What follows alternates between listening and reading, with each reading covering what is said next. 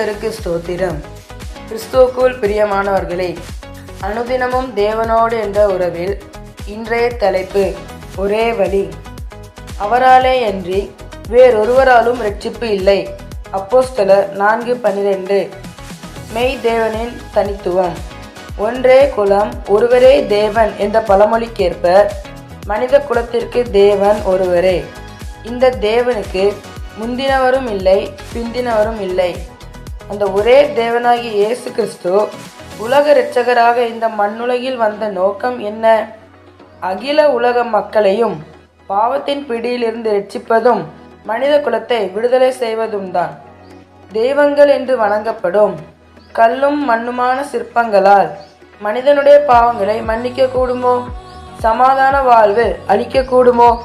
பாவங்களை போக்க மக்கள் கங்கை நாடி வந்தாலும் புனித தலங்களில் வேண்டி வந்தாலும் எந்த விடுதலையும் பெற்றுக்கொள்ள முடியாது.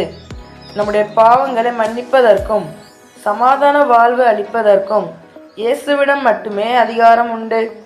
நம்முடைய பாவங்களை அவர் சிலுவையில் ஏற்று சுமந்து அவருடைய ஜீவனையே பலியாக தந்தார். இரட்சிப்பின் களிப்பும் பணியும். நாமும் கல்வாரியை நோக்கி பார்த்து பாவங்களை ஏற்று சொல்வோம். மன்னிக்க மண்ணுக்கு வந்த மன்னன் இயேசுவின் இரட்சிப்பினால் கலிகூறுவோம். இரத்தாம்பரம் போல சிவப்பான பாவத்தையும் பஞ்சை போல மாற்றுவார். எத்தகைய பாவியையும் அவர் தள்ள மாட்டார். உங்கள் குடும்பங்களில் இரட்சிப்பின் கம்பீர சத்தம் தொனிக்கிறதா? உங்களுக்கு போதிக்கப்படுகிற சுவிசேஷத்தின் மூலம் குணப்பட்டீர்களா? பிரியமானவர்களே, பூவின்றி நார் மனம் பெறுமோ?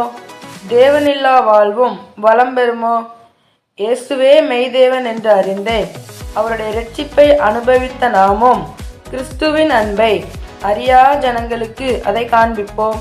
1000 மலர்கள் மலர்ந்தாலும் ஆதவன் மகிழ்வது ஒரு மலரால், 1000 பேர்கள் வாழ்ந்தாலும் ஆண்டவர் மகிழ்வது ஒரு சிலரால். அந்த ஒரு சிலரில் நாமும் இடம்பெற இன்றே சிலுவை நாதராம் இயேசு கிறிஸ்துவை நம் வாழ்வில் வரவழைப்போம். ஆமேன்.